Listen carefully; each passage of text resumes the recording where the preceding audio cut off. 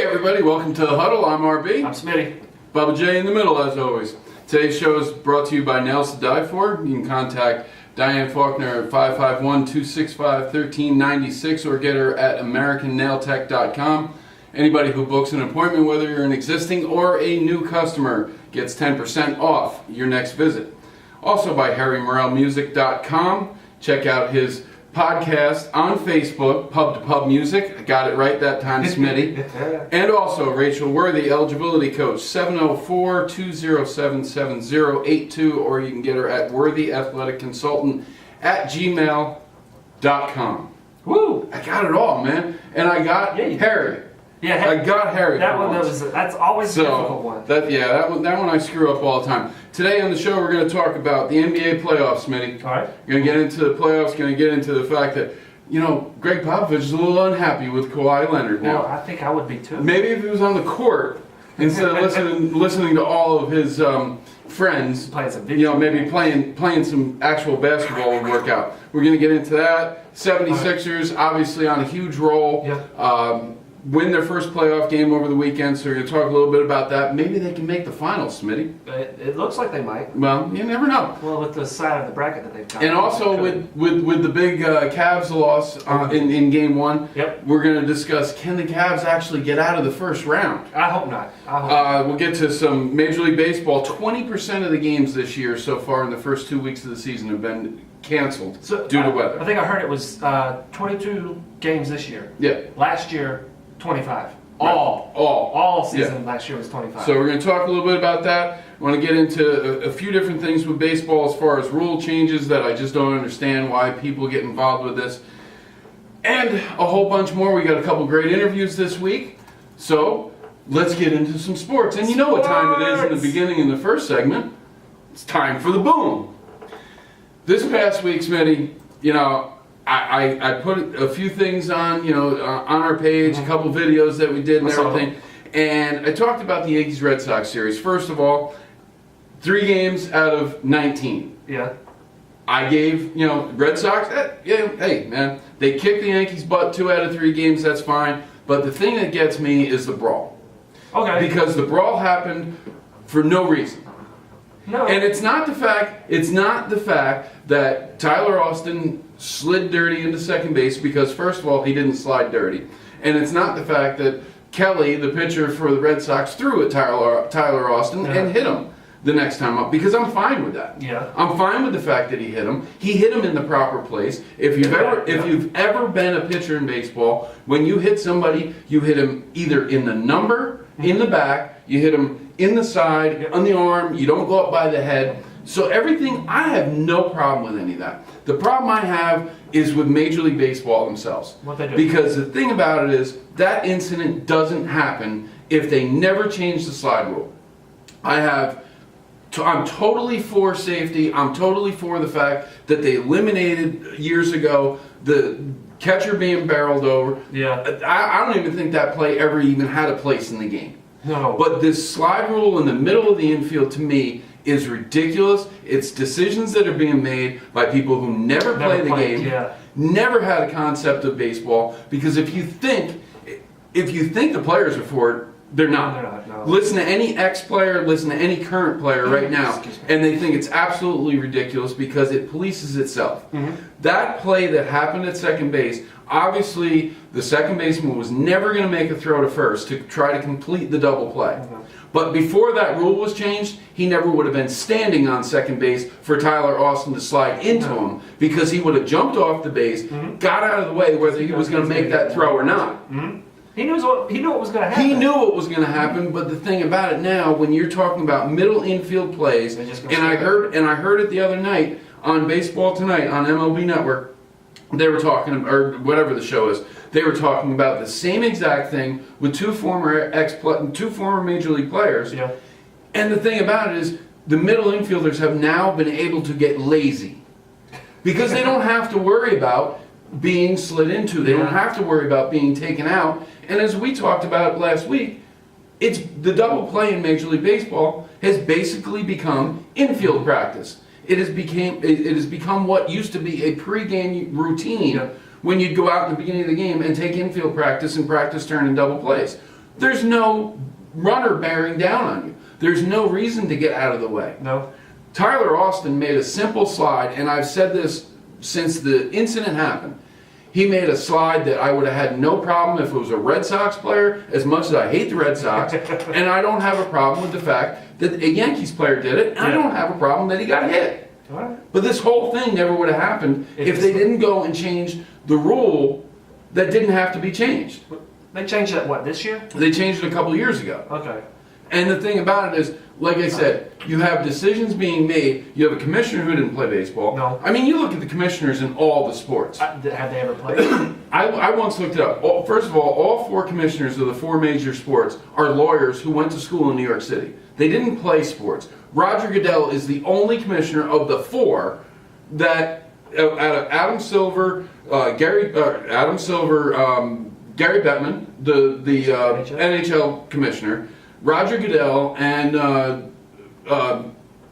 Manfred, Rob Manfred, Major League Baseball. Roger Goodell is the only one who played sports. He actually could have gone and played college football, but he had a knee injury that prevented it. The other guys didn't even play sports.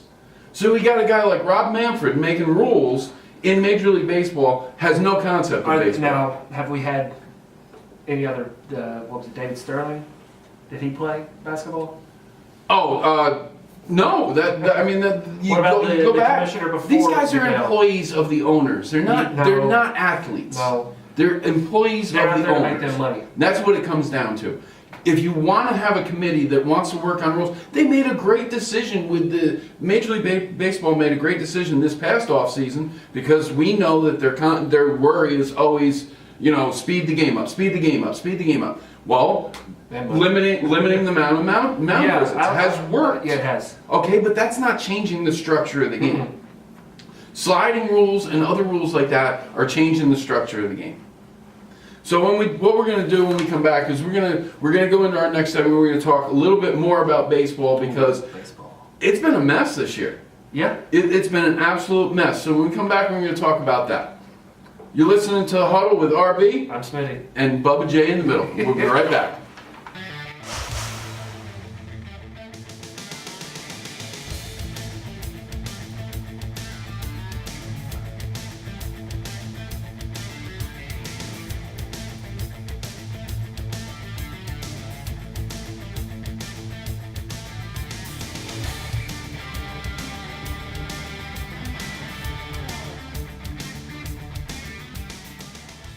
And we're back, everybody.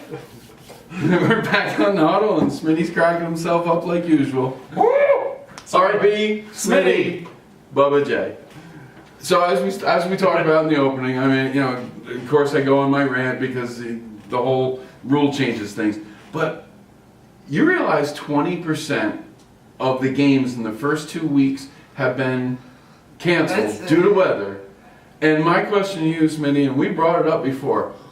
When is Major League Baseball going to do something about the early season schedule? Well, they started in April, though.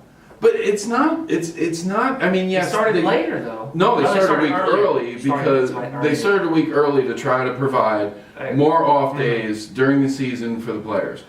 I understand it's a long season. It's 162 games. But it's it goes. April, though. It shouldn't be this cold. No, it should. Should not be this cold. I mean, it should not be snowing in half the country. No. You look at this past weekend.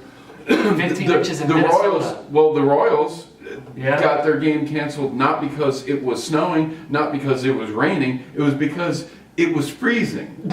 They canceled the game because of sub-freezing temperatures. Oh my gosh. There was nothing falling out of the sky that they canceled. It was that cold. It was that cold. Wow. And the thing about it is that was Sunday's game. Mhm. I watched some of Saturday night's game. Yeah. And it was brutal. You can't play baseball in that weather. But the thing about it is, I've said it to you before. If you look at where these teams, the cities that they play in, Yep. there are enough cities that are in warm weather cities, and the combination of those who play in domes. Obviously, Toronto is not a warm weather city in April, but they play in a dome. Yeah.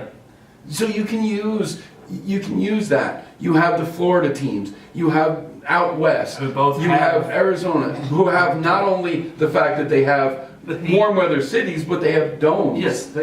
How hard is it for these other teams to do it? I understand. I mean, I know a It's team like crazy. I know teams like when you look at it, teams like the Mets, the Yankees, the Orioles, even the Nationals. You know, DC is not usually that cold, but it was this past week. Those northern teams, Detroit. You know, you look at teams like that. Yes, it means that for the beginning of the season, they're going to be on a long road trip. Yeah. Isn't it better than getting all their games canceled and then have the Yankees? I'll give you a good example. This past weekend, the Yankees were in Detroit. Friday night's game got played in horrible weather. Okay, but they got it in. Saturday's game gets canceled. They rescheduled Saturday's game for a doubleheader on Sunday. Yeah. Well, on Sunday, the entire doubleheader got canceled. Now it's rescheduled as a doubleheader in June because they have to find out. Two doubleheaders. No, they're going to play that doubleheader in June from Saturday and Sunday's game. Oh my goodness. Okay. But that's the thing, is they have to find off days, they Yeah. have to find this and that. If you set up the first couple weeks of April to where all the games are being played in warmer weather cities or in places that have domes, like I said, these Northeast teams, these Midwest, Northern teams, yes, they're going to start the season on the road, and they're probably going to play the first 2 weeks on the road. But does that give a disadvantage to teams that are the warmer weather teams? They're playing more home games at the beginning of the season where they could need those home games later in the season to like maybe make a playoff push. Like does it hurt those teams because Yeah, in a way. they can't help that they're in a warmer weather, but And I understand what you're saying, and I do agree with it. But the thing about it is, if you take the Arizona Diamondbacks and you put them in at Citi Field, it's still called Citi Field, right? yes. It was a lot easier when it was Shea Shea Stadium. Stadium, yeah. But if you put the Arizona Diamondbacks in the first week of the season Yeah. in Citi Field in New York City with the weather that we just had the last couple weeks up in New York, wouldn't it be? Don't you think that they would think it would be better to play more home games early and not have to reschedule all these games? Yeah, I see that, but I'm still going to say that I feel sorry for The these balance. teams. Yeah, do they have somebody that literally will sit there and be like, all right, well, this team's got this game, but we got to make sure that they have enough home games here. Like, I would rather have my home games later in the year. Not Oh, absolutely. I mean, every team would like to have that. But what it comes down to for me, and I know you listen to a lot of what these teams are saying as well. What it comes down to is these cancellations mess up everything. It does mess up. They mess up everything in the game because when you think about it, you know, the double headers is what they're trying to avoid. Trying to have to avoid playing doubleheaders, trying to have to eliminate. I mean, they just started the season a week early to create more off days. Well, you know what? Now all those off days are being taken up by all the makeup games. Yeah. So it didn't work in the long run anyway. But how many of those players grew up playing doubleheaders? They all did. And it's not the thing about it. I understand they got a rest, but I mean, it's not the players that don't want to play the doubleheaders. It's the management. It's the using up of the pitching staff. You know, your everyday player, your position player. It doesn't matter to him if he plays 2 games in a day. He probably loves when it. do you think they'll up the roster to more people? Well, and Do you that's think that would maybe help out with? that's the one thing that Major League Baseball, I think, in a good way did is they did create the possibility when there is doubleheader days with makeup games that you can actually have you can bring up, I think it's 2 extra players or whatever it is, that you can actually bring that up. But I think, I mean, and I'm going to go on, I've heard John Smoltz go on about it over this past weekend. I mean, you're talking about guys who hold a lot of weight in baseball. Yeah. You know, I've heard John Smoltz, I've heard other former players talk about it, and they all seem to agree with the same thing. The way the schedule is set up now, and be playing these games or scheduling these games for the early part of April in cold weather places, and then taking a chance that you're still not out of winter, is not working. Why do they? It's not working when 20% of the games have already been canceled. Why can't we just cut the season short? Why does it have to be 162 games? Why do we have to have 81 home games? And 81 home 81 home games, 81. I mean, that's why. Why does there have to be that many? That's been the argument in the last 10 or so years anyway, Exactly. because with the 162 game schedule, the way it's structured, you're playing the playoffs later and later in the fall now, Yep. where it gets to the point if all those series, if they're not sweeps, you're playing the World Series in the beginning of November. Yeah. I mean, Derek Jeter. I love it, Derek but- Jeter, the one year got called Mr. November because the final game of the World Series was played on November 1st. So I mean, it's like, it's almost like you can't win. Maybe they do have to go back to the 154 game schedule. Maybe they do have to shorten it a little bit. What was it when Maris? It was 154 Was it games. 154? 154 games. Well, no. Not when Maris broke the record. Yeah, when he broke the When Maris broke the record, they had gone to the 162 game schedule. Okay. That's why they wanted That's the asterisk. right. That's Because right. Okay. Babe Ruth's record He was 154. was 154. They went to 162 in the early 60s. Maris what had one Maris was one behind it, like one behind it 153. at 153. Yeah. Yeah, and he did not tie or break the record in the 154, Yeah. which is the reason they always wanted the asterisk, because they had changed to a 162 game schedule. So, well, we beat up that point. Yeah. So let's take a break, and when we come back, I want to talk some NBA playoffs because in one weekend Yep. of the NBA playoffs, It's been fun. we've already had a lot of fun Uh-huh.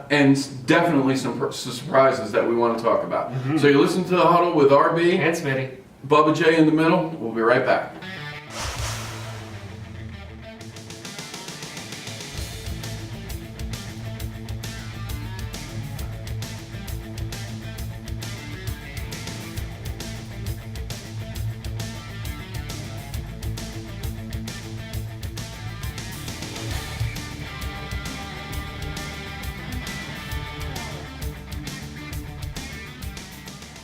And we're back on the Huddle. Yes, we RB, are. I'm Smitty. Bubba J. Smitty, I'm going to try to talk some basketball with you. Okay, you ready? We're playing. You ready? bad. There you go. No, I like that. It's one of my favorite songs. NBA playoffs started. You know that? What? Seriously. And the Hornets aren't playing. Oh. I'm sorry. That's depressing.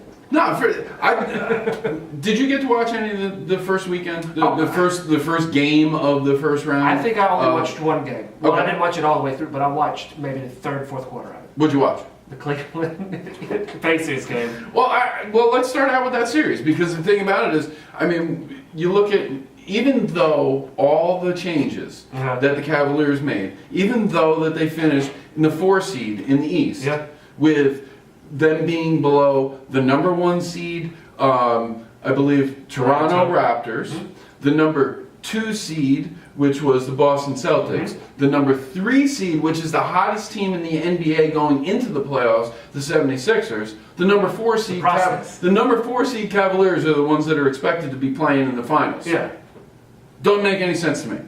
Doesn't make one bit of sense to me. And I'm not gonna question LeBron. I'm not gonna say, I treated it a lot like the Patriots, and you know what? Until they prove me wrong, I'm not gonna bet against them. Well, I'm certainly not gonna bet against them. I'm not betting on them. They started off first game of the series and got drubbed by the Pacers. I mean, yes, I know. Late in the third quarter, they got it to under 10, and it looked like a game again. It was never a game. It was never a game. No. I mean, LeBron scored 24 points in the first game and didn't make a shot outside the paint. He went 0 of 7. That's not for his shots that he took outside the paint. He went 0 of 7. I mean, that's where you get confused by numbers. 24 points. He had a lot of rebounds, a lot of assists. Oh, LeBron played great. No, he didn't. The Cavaliers played horrible. They looked disinterested. They would have lost by 18. So what do you? I mean, exactly. They lost the game by 18 points. And the thing about it is, that's the fifth time this year that the Pacers and the Cavaliers have played each other. Yeah. Pacers have won 4 of the 5. So this should not be a huge surprise. No. That just because it's game 1 of the playoffs, the switch is going to turn on, and all of a sudden the Cavaliers are going to be great again. Not the case. No, I think it all comes down to game 2. And if Indiana gets another win in Cleveland, it could be a possible sweep.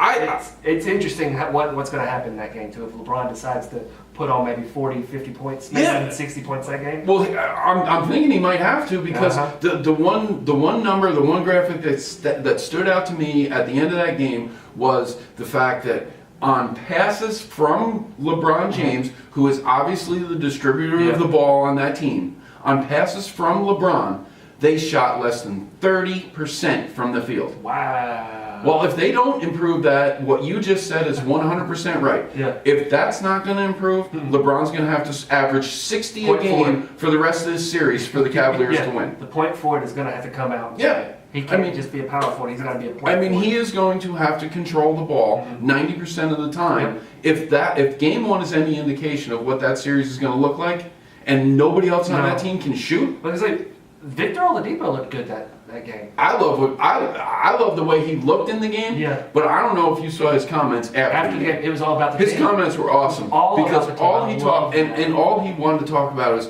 folks, why do you think this is such a surprise? Yeah. We beat them more than they beat us this year. So why all of a sudden is it a surprise? I thought he was awesome. He was awesome in the game, and he was awesome after the game. Now, staying in the East. Oh, the East. All right, where are we going? I want to know what do you think about that team that you just pulled up right there? 76ers? What do you think about the fact that they may end up in the finals? Against who? Who do you think they'll see in the final? Do you see Cleveland making it out and getting past Toronto, or what? The finals of the East? Yes. No, I think that Toronto runs. I think Toronto's all the way. I think they run right to the Eastern Conference Finals. But just because they're the number one seed, Doesn't mean it's gonna 76ers won 16 straight games to finish the season. They played game one of the series against the Heat and killed them without Embiid. Embiid is still not. He's been cleared in concussion protocol, but he's still not playing game two on Monday night. Need it? But it doesn't look like they needed him. You dropped $130 on the Heat without him. So, I've said it a million times. I'm praying, being a Sixers fan, I am praying that Ben Simmons never learns how to shoot. Never. Because his game right now is exactly what they need to stay. Okay. J.J. Redick obviously had a great game, won 28 points. Yeah. I right now, the way the Eastern Conference lies, the status of the Cavaliers, the fact that the Raptors are really good, I can see them making to the Eastern Conference Finals. I can see them playing the 76ers. Okay. I definitely can see them playing the 76ers. I see the Bucks beating the Celtics. That wouldn't surprise me. That was a great game. I watched a little bit of the highlights. It was close. For the most part, right? It comes down. It came down to a buzzer shot at the end of the fourth quarter. Oh, wow. For the Celtics to even send it to overtime. And then they played well in overtime, and give them credit. But this is definitely. That's a 2-7. Yeah. And it doesn't look like a 2-7. No. And more along the lines of like a 4-5. And let's remember, the Greek Freak's got a little something to say. For everybody who just automatically thinks that the Celtics are going to be in the Eastern Conference Finals, I think the Greek Freak's got a little something to say about that. Oh yeah. It's amazing to watch him. I didn't get to see a lot of the games. Similar to you, I saw more of the highlight than the game. But he's just amazing with some of the stuff that he can do. All right, so we got possible 76ers, Raptors, maybe Bucks mixed in, Eastern Conference. And we all know what the answer is. All they're doing is playing for the Eastern Conference and the glory to get to the finals. Yeah. But I'm not putting the shoe into the Warriors being in the finals. I'm tired of hearing it, to be honest with you. I don't see them getting past. They'll make it. I think they'll make it to the Western Conference Finals. I think they'll make it to that, but I don't see them getting past the Rockets. I agree with you. First of all, let's look at their tier, the Warriors tier on their side to get to the Western Conference Finals. You got the Blazers and the Pelicans, who beat the Pelicans. That's going to be a dogfight. Well, they were the only home team to lose. Yeah, I think in the first round. So that's going to be a dogfight. The Spurs, their time is over. I'm sorry. It also depends on if Kawhi Leonard he's decides not going to play, though. I know. That's one thing we teased in the opening of the show, and we got to get into that. Popovich is not a happy He's man upset, right now. yep. He's tired of the fact that everybody's asking him, Yep. and I know I mean he's They the have to coach. ask, He's the head coach. They got to ask him. Yep. They're not going to go. Kawhi Leonard's not going to answer a question anyway. But so you He's go to kinda like Beast and Mode. it's like, well, when are we going to see Kawhi? And Popovich has given up. He's Yeah. like, I don't know. Go ask his people. Mhm. Because his people are the one that are making the Yeah. decisions. Our team doctors aren't even making the decisions. And that's true. The Spurs team doctors are not even making the That's not decisions. good. It's his group of people. It's Kawhi Leonard's group of doctors and therapists and whatever else he's going through with his injuries. They're the ones that are making the decisions. The Spurs aren't making the decisions on when this guy's going to play. That kind of sounds scary for him being a free agent next year. Like, what team wants to take that if he's not willing to play, or at least try and play if he's able to? I feel like he's able to, right? Yeah. Why is he not playing? According to the Spurs team doctors, he's able to play. He's been cleared medically by them. But the guy's still not on the court. And jokingly, as you said off camera before, this segment, he's playing video games Yeah. on his phone on the bench in street clothes. Yeah, he cares a lot. Yep. He cares a lot about And what's I've been going hearing on. people like talking here lately, like with Hornets, maybe thinking about picking him up for free agency. Watching that just made me I mean, kind of like, oh.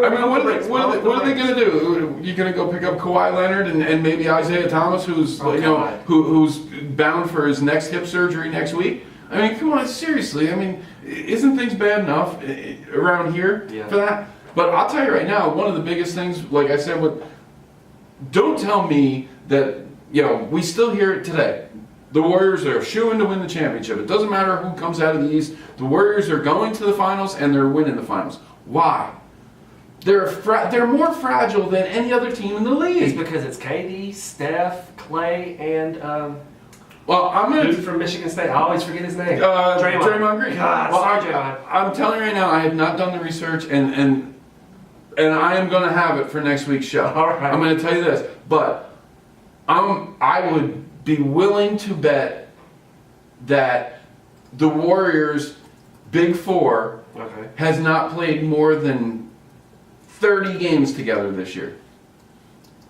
I'd be willing to bet that they have not played more than 30 out of 82 games where all four of them were on the court at the same time. Why does this make me so confident that the Warriors are not only going to make it to the finals, they're going to win? Yeah. That Houston Rocket team looks pretty good. Yes, they do. I don't know if anybody noticed. No. Throughout the 82-game schedule, What was it? I don't know if anybody noticed, but the Houston Rockets are pretty good. They won 65 games? They won 65 games and they're the #1 overall seed in the NBA.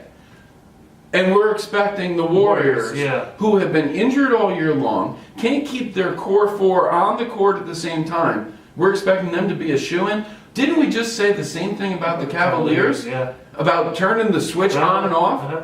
Oh, okay, so since the Warriors have won a couple championships, That means that their switch works better.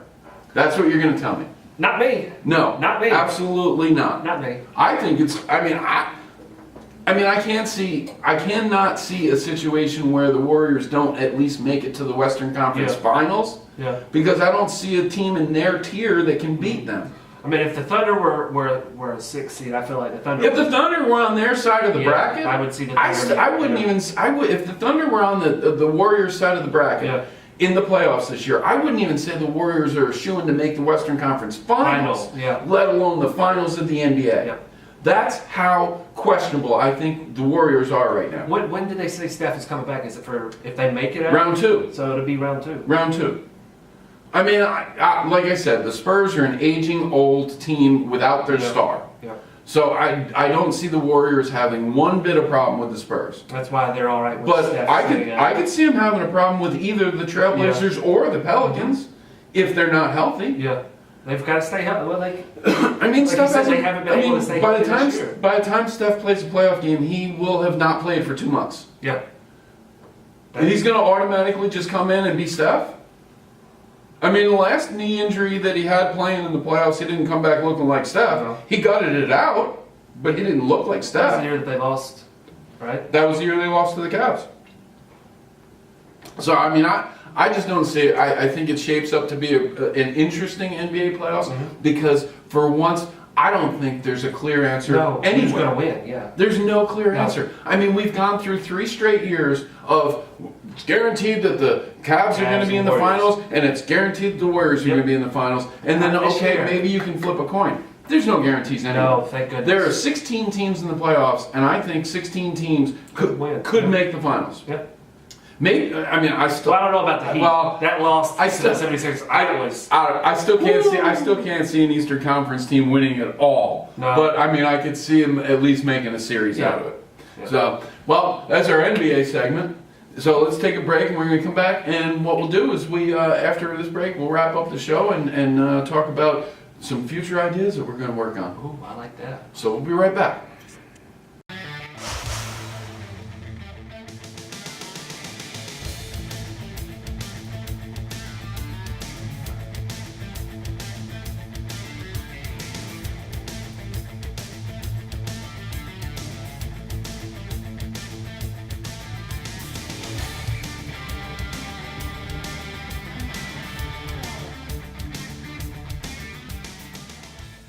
Hey everybody on Facebook Live, we're ready for our Thursday morning daily grind, our interview day. Yeah. We do our interviews on Thursdays, and you can always catch them when we post our completed and edited show that Smitty does such a great job with, and Krishna has joined on with us, and Pierre, who is probably still in bed right now, but I heard is he actually on he's the way? actually taking his brother to school. Oh, okay. All right. Well, there we go. But today's daily grind, as always, is brought to you by Nails to Die For. You can contact Diane Faulkner at 551-265-1396 or get her at AmericanNailTech.com and take advantage of your 10% off discount by booking an appointment today, new or existing clients.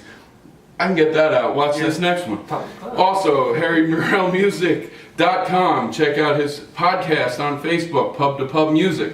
Harry does a great job, and he's going to be doing some work with us as far as some music for opening and closing, because we got to get some good music going on, Smitty. And finally, Rachel Worthy, eligibility coach, 704-207-7082. Or you can get her at worthyathleticconsultant@gmail.com. Check her out if you have a high school student who is looking to pursue college athletics. You need to talk to this lady because the eligibility requirements from high school to college are much different than you think, and she's got bearings on everything you need to know, man. I mean, the more I talk to her, the more I find out that a lot of these kids are falling through the cracks because they just don't know what courses and what core classes they're supposed to be taking. So, with that said, Smitty, What's up? it's time for an interview. Oh, an interview. And you know what? On the line, Yes. we've got Who do we have? the real Big Poppy. You're. Well, all right, my Big Poppy. Your Big Poppy. My Big Poppy. Okay. We've got Bill Brown on the line this morning. Hey, Pop, how you doing? Very good. How are you? I'm doing awesome. Beautiful morning here in Charlotte, sunny, and what's it doing in New York right now? It's a beautiful morning here. It's snowing. And I'm not laughing at you, of course. I'm laughing with you because I'm not in the snow, so I'm pretty happy about And that. somehow it's still winter. Yeah, winter's going to end in New York this year in what, July? Maybe April, Probably. August. Well, we got Bill on the line this morning because he's running a golf tournament up in New York, and what we're going to do is we're going to get some exposure to the golf tournament. It's a great cause, so rather than me telling everybody about it, why don't you tell us what you got going on and the date and everything? Okay. We're trying to raise money for Shokan Wesleyan Church Youth Group. We're trying to build the group up. We have a small group right now, and we want the kids to go to summer camp, and it's quite expensive. Okay. Over $500 a piece for the kids to go. Wow. So we're running this golf tournament and doing some other fundraisers, trying to raise money so the parents will not have to pay anything for the kids to go to the summer camp. And our main goal is for the kids to go to summer camp and then come back to their friends and tell them what a good time they had so we can build our youth group up. and have more people go to summer camp and also to snow camp in the winter. So I was to snow camp last year, and it's at a Bible school, and the kids that went had a really wonderful time. Bill, how big is the group right now? Our group right now is only about 10 kids. Okay. We're trying to grow that. Like I said, through the kids coming back and telling what a time they had and inviting their friends to be a part of it. How long is the camp? Is it a week long or? It's a week long. Okay. It's a week long, and they go through there. They have all kinds of activities. It's not just for Bible studies or things like that. Yeah. They do sports things. They have cookouts. They have campouts. They have all kinds of good things.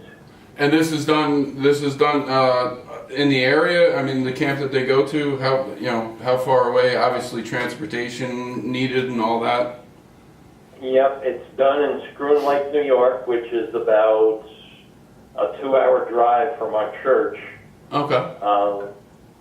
And we have volunteers who bring the kids up. We brought the kids up to snow camp. So. Well, it sounds like a great. I mean, it definitely sounds like a great time for the kids, and like you said, I mean, if they go to it this summer and they like it, I mean, obviously it helps build up the youth ministry in the church because, I mean, the kids are going to always want their friends to go with them. Yep. The problem with teens is kids go to Sunday school, and then once they get into their teens, they kind of get into other things. Right. And they forget about church, they forget about youth camps, they forget about all those other things. And that's what we're trying to build up, is to have them be interested in this. Well, and the thing about it for them, I mean, to make it, I mean, obviously it sounds like they have a lot of activities when they go to the camp, and the more they're engaged, obviously, the more they're going to enjoy it. Well, when they go to this camp, the activities are so intense that these kids are lucky they get any sleep at all. The activities go on from about 6 o'clock in the morning till about 1 in the morning. Oh, wow. So they're involved. Well, that's a good thing because the rest of the year, from what I've judged from some other kids, they get plenty of sleep any other time. So. Yeah. Christian says not. No, Christian says no. She's on the younger end. She says she doesn't get enough sleep. So, but so you guys are running a golf tournament. What are the dates? What's the date of the tournament that you're running? Okay, the golf tournament will be run at Rip Van Winkle Country Club in Palinville. Yep. It'll be on May 12th, 8 a.m. registration, 8:30 tee time.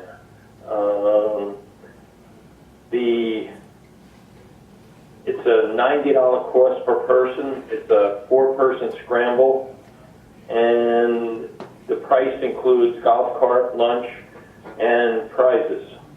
I mean, that's a great deal. That's a great deal right there for a golf tournament these days because I mean I can tell you right now down here. I mean you can't go a day down here without finding a golf tournament, some kind of scramble down here. And I mean you're looking at $150, $200 a person for a golf tournament. And I can tell you right now, I mean having run golf tournaments with you, I mean we've run them together up in New York for years. They don't get half of what you guys give out as far as prizes and the lunch and everything else in that $90 fee when they're paying $150, $200 down here. So that's a great deal. They're just paying to get onto the. They're basically paying to get on the golf course. And well, we're trying to make this a yearly thing. We're doing, like I said, we're doing other fundraisers, but this is probably going to be the biggest. If right now, if we fill the field with 72 players, we will have enough money to basically send the kids that want to go to the summer camp. Awesome. Okay. Awesome. The kids are also going out on their own, and they're raising money through sponsorship through tea sponsors, and they're hopefully doing some more of the work. They're going to be doing some of the work on the tournament itself, doing registration, and doing a couple other things to raise some money for them being able to go to camp. Well, I mean, So- it's great that you have these fundraisers and the fact that be able to send them to the camp and everything. But I think it's even better the fact that they get involved in the fact in organizing and raising the money, because it's going to give them more pride in the fact that they helped raise their own money to be able to go to the camp. Well, that's what we're trying to do with them. We're trying to show a life issue that if you want something, you have to work for it. Boy, don't I know that all that well. That's what we want them to learn. Well, I mean, that's awesome, and and I know, I mean, I grew up, and Smitty, I mean, I grew up as a little kid. I tell this story all the time, and I'll actually finally get to tell this story with my father on the line, but golf is the only sport my father ever forced me to play. Yep. The only one. I mean, I played everything else, he willingly, I got transported, everything else. But golf is the only sport he forced me to play. Okay. He basically woke me up one morning, I believe I was 6 years old, and said, okay, let's go, we're going to the golf course. And I'm like, I don't want to, because I'm 6, and I don't want to go play golf. And I mean, it ended up, but the one thing he always taught me was, and I know, you'll agree with this, Pop, is that he said you'll meet the most influential people you'll ever meet in your life on a golf course. Yeah. And it's true. And it's true. Okay. And through doing tournaments like this, I mean, you can raise money, you can help out a great cause, like sending, the youth ministry to summer camp for the Shokan Wesleyan Community Church. So, but I'm sure that I know John Smith has got to be helping you guys out greatly at Rip Van Winkle Country Club as well. He is helping us out. He always helps us out with anything we do, because we also do another tournament there for the Kairos Prison Ministry, and he helps us out with that too. Okay. So he's been helping me all along. Right now, our problem is getting players, because we had so very little time to get this organized, because we need to have the money in to be able to send a deposit and know that kids are going to be able to go, and we have to pick a date, because there's probably about 5 different weeks that we can pick from. Okay. And the later in the season you go, the later in the summer you go, the more expensive the weekends are for the kids. Oh, okay. Well, now, So the problem right now is getting players. and where are you at? Where are you at as far as players? Because I mean, the one thing with the Huddle, the great thing with the Huddle is we have so many people that friends of mine and everything else that still listen up in New York. So we want to get, we want to push this. We want to make sure we're getting you the players that you guys need to raise this money. Right now we probably have maybe 7 or 8 groups committed to play. Okay. And like I said, we have, from Saturday, we only have 3 weeks to get everything together, and we really have to have the money in and the commitment in a week before, so John knows whether he has to get more cards and stuff. Right. So realistically, by about May 5th, I mean, you got to be able to give John a number and say, hey, I got 60 players, or I got, I went over and I got 80 players. I mean, you got by about May 5th, you got to be able to let him know. Mm-hmm. Well, you know me that I do things by the spur of the moment. Well, you taught me well. And we were looking for a way to raise money, and all the ways we came up with would raise a couple of dollars here and a couple of dollars there. Mm-hmm. But this would provide not just the money for the kids to go to camp, but also for the rest of their activities for the year. Oh, wow. Because we do pizza parties, bowling parties. Mm-hmm. And those are not just for the group. That's where they invite their friends to come. Okay. So we're trying to do, and also it'll be for snow camp next year. Right. So we have the money. Well, The camps are done at Word of Life Bible School in Scroon Lake, New York. Okay. Which is a beautiful, beautiful facility. Well, it's on a lake. Scroon Lake is gorgeous. I mean, anybody who's been up in that area, I mean, that's just that's an awesome place. So I mean, that's great that the kids get to go there. Mm-hmm. Now, and you know, that's the thing with, you know, doing something like this is, I mean, it's a constant fundraiser. It's not, you know, it's not just, okay, you know, a month out of the year we're going to try to raise some money to do a golf tournament so they can go to a camp. I mean, when you're talking about something like this, I mean, like you said, you're doing bowling events, you're doing other events, so. Now, Doing something. now, the one thing, I mean, I know, you know, obviously the $90 per person. We're talking to Bill Brown this morning. He's running a golf tournament for Shokan Wesleyan Community Church to send their youth ministry to summer camp at Scroon Lake this summer. $90 per person, includes golf cart, lunch, and prizes. 8 a.m. registration on Saturday, May 12th at Rip Van Winkle Country Club. It'll be a 4-man scramble. 8:30 shotgun start. But the other thing, I mean, and this is one of the biggest reasons why I wanted to have you on, is, you know, because we have listeners all over the place, and we have plenty of business people all over the place that listen to our show, is we know you need the players, but you also need the whole sponsors, because obviously that's also going to bring in money as well. So what does the whole sponsors cost? What do you guys put up a sign with all the people who have donated? How does that work?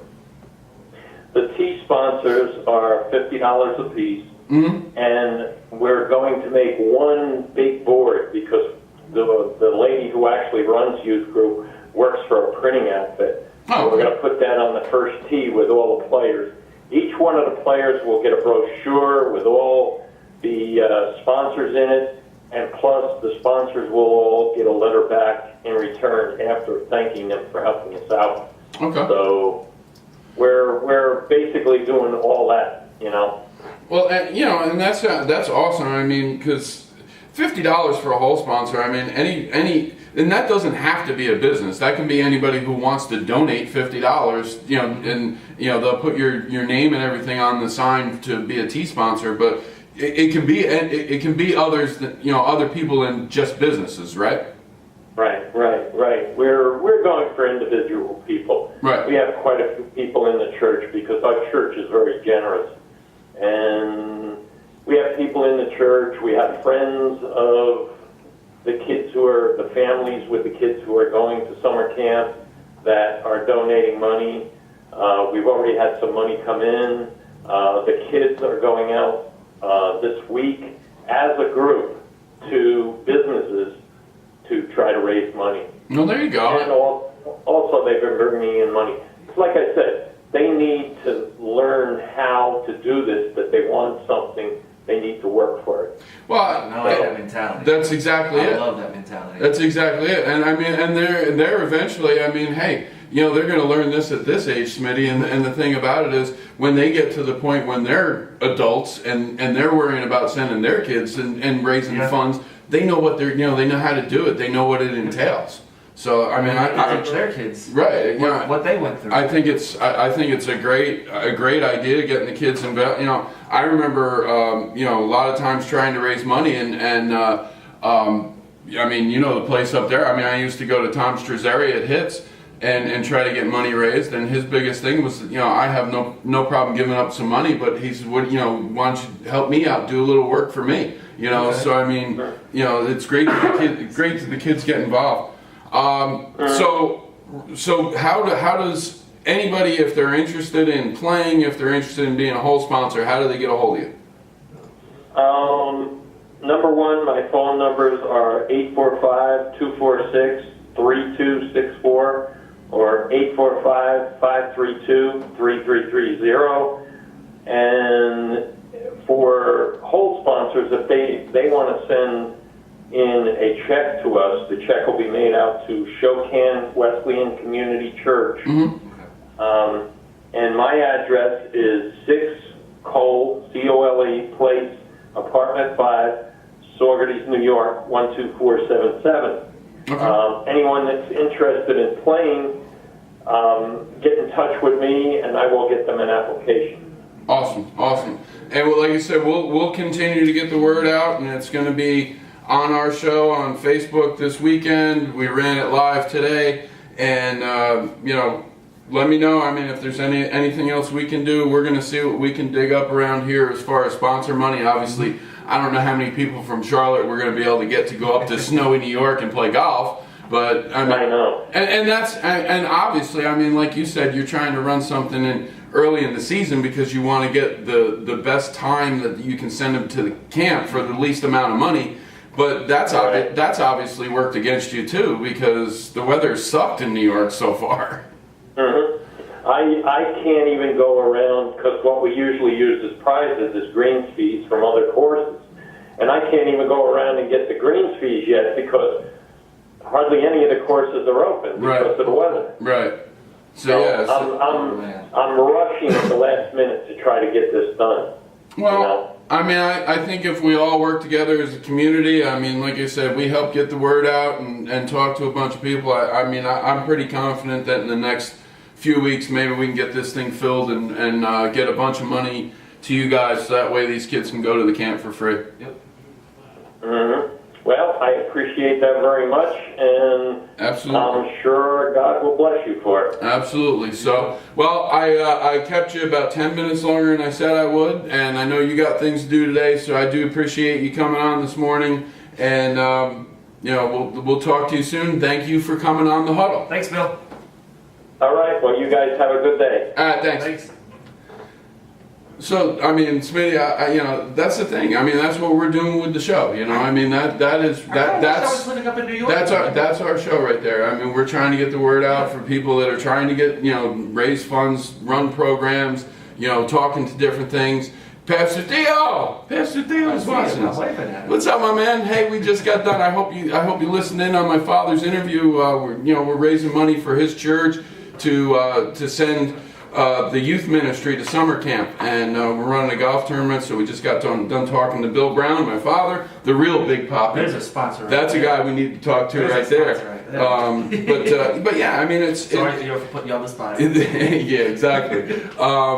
And we got to talk to Pastor Theo because we got to get him as a regular call-in guest. Obviously, we're running out of time today because we are here at CSB, yes, and we're actually here for school. Yep. But we have class today. But it's kind of tough, like I was saying, because if you think about it, I mean, here trying to run a tournament in the beginning of May up in New York, the weather's been crazy. I mean,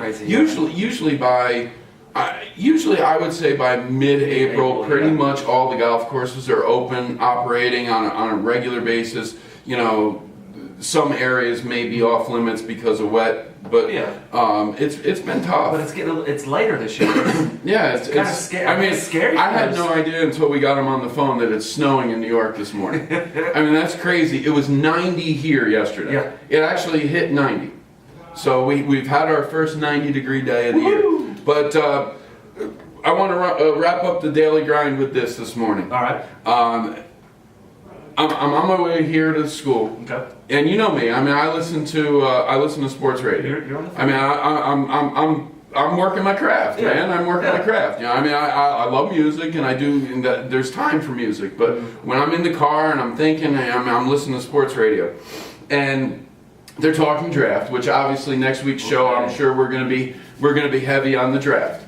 And a caller calls in, and I call. It's funny. I'm not disparaging what they do. I think sports radio down here is wonderful, but I call sports radio down here in Charlotte the 24/7 Panthers Hornets talk, because to me it's the only thing they talk about. It is. Obviously, we have two professional teams right in town, so it's fitting. So they're talking draft, and a caller calls in and he starts talking about Lamar Jackson, the quarterback from Louisville, who is a phenomenal athlete, and starts talking the comparisons between him and Cam, and how he's going to be way better than Cam is ever because of this and because of that. And the response by the morning host was, "Oh, what are you kidding me? His accuracy is terrible."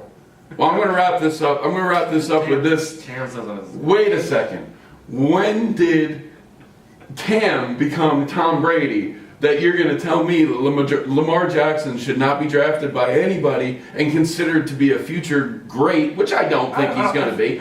He's a phenomenal athlete, and I don't think he's going to be better than Cam either. But when did Cam become the picture of accuracy? I don't know if... I mean, if there's a weak part of his game, I mean, we know you never want to get in front of him if he's running the ball because he's going to barrel you over. We know he's got a cannon for an arm. We know he's almost impossible to sack at times. Yep. You know, we know all these things, but when did he become accurate? Accurate, yeah. So, but, You got to be 7 feet tall to catch his passes someday. seriously, You really have I to be mean, 7 feet tall. I've actually seen him throw balls that I thought were going out of the stadium. Well, you've got what? Kelvin. We had Kelvin Benjamin, Devin Funches, Greg Olson, and he's still overthrowing those guys. Well, the How Panthers is he- at times the Panthers receiving core was similar to what the New York Yankees are right now in size. yeah. I mean, every receiver the Panthers had at one point was like 6'5" or taller, including tight ends, and he's sailing balls 20 yards over their Shouldn't be head. doing that. So don't talk to me about accuracy if you're going to compare Lamar Jackson to Cam Newton. Now, if you want to compare Lamar Jackson and say he's never going to be as accurate as Tom Brady or Drew Brees, That's understandable. okay, I can go with that. I can live with that. Don't throw Cam Newton and accuracy in the same sentence. Do you think he'll be able to run like Cam though? I mean, he's elusive, he's quick. He won't be able to run as much. That's one thing they talked about this morning, and he won't be able to run as much because obviously he's not as big, Yeah. and I don't think he can take that kind of beat. He's Armani. I feel like he's like Armani Edwards. A little bit, just a taller, little bit just a little taller, but thin and Tiny like you Armani. know, I mean, Oh, yeah. I don't think he can take those type of hits in the No, NFL. no. We'll see what happens. Yep. But that was an awesome daily grind. One of our better interviews. Got the big guy on there. I mean, Big pop. he doesn't stop. I mean, I've talked about what he's going through, and I'm not going to get into that, but he doesn't stop. And that's where I draw inspiration, because how can I ever get down with the crazy things that happen in my life when he can't get down with what's going on with him? And that's a lesson that everybody should learn. So that's what we try to bring out in this show. You always gotta have a smile on your face. You got it, man. Take that step You forward. just got to keep going, Yeah. because when you stop going forward, it's time to give up. Yep. So, but awesome daily grind. We'll be back tomorrow. We'll have the show up and loaded sometime near the weekend. I don't like to put a definite out because we never know when we're dealing with computers. No. We learned that lesson last week. Yeah. So, Sorry, but again, sorry. hey, it's all a work in progress. Yeah, But it is. the one thing is we've got a lot of really cool things going on. So we're going to talk about them in the near future. But today's daily grind, as always, was brought to you by Nails to Die For, Diane Faulkner at 551-265-1396 or AmericanNailTech.com. Take advantage of your 10% off discount. HarryMorellMusic.com, his pub-to-pub music podcast on Facebook. Stop laughing at me, Smitty. And Rachel Worthy, eligibility coach, 704-207-7082, or get her at worthyathleticconsultant@gmail.com. It's time for class, dude. Yeah, it is. We out of here. Peace. And welcome back to the Huddle. And everything, I love it. Don't Everything even. is No, awesome. no, it's all good, man. Welcome back to the Huddle. I'm RP. I'm This Smitty. is Crazy Smitty, and of course we've got Bubba J in the middle. Making left turns. You know, awesome show this week. Uh-huh. Awesome subjects. I mean, we're gonna have. And we're losing our mind. You know, the thing, I'm losing my mind. well, you think about it. I mean, you know, the great interviews that we're working on, you know, obviously trying to help out my father with his golf tournament that the fundraiser they're doing for the youth ministry at the Shokan Wesleyan Community Church. So it's great to have him on this week. You know, the student athletes that we've been talking to and the stories that we're getting. This is what we want more of, folks. We want to hear these stories so that way we can be in contact with coaches and the student athletes and get these stories out and let people know the incredible things that they're doing. So, you know, send us messages on our Facebook page at the Huddle CLT. Send me a text, send me an email, you know, let us know all the great things that are going on, because Smitty, like we talk about it every week. We don't want any of these kids going through the cracks anymore. This is the focus of our show, is these young student athletes and how we can help them, how we can get their stories out, how we can get stories out like Garinger High School and the fact that they are so poorly funded right now, being an inner city school, you know, and the ideas that we have that we're going to work and help with their baseball program and other ideas with Buddy Livingston and the great people of the Garinger Educational Scholarship Foundation that they have. So we got some awesome things coming up. Yep. Going to add a little music into the show. Ooh. That's going to be a future thing that we're going to working with Harry Morell. All right. We're going to and also, and I know Krishna who's doing a great job this week, working with us as our producer, our camera person, and everything else. Adding in a style segment to our show. I got a great friend of mine who has her own business in the style industry, and she's an inspirational speaker, various different things. So hopefully by next week we're also going to be adding that in as well. All right. So folks, the Huddle's on the move right now. We're going to be doing some great things, not just sports, but a lot of inspiration, a lot of great stories about people that we're going to do. So I think it's going to be a great thing. I do too. We're going to have a lot of fun with it. As long as we have fun. It's all about the fun. Yes. So what we're going to do is we're going to wrap up this week's show. We want to give thanks to our sponsors, Diane Faulkner at Nails to Die For. You can contact her at 551-265-1396 or get her at AmericanNailTech.com. Book an appointment today, folks. She doesn't do walk-in business, so you have to call her or go online. Book an appointment, but any appointments, new or existing clients, get 10% off just by booking an appointment. All right.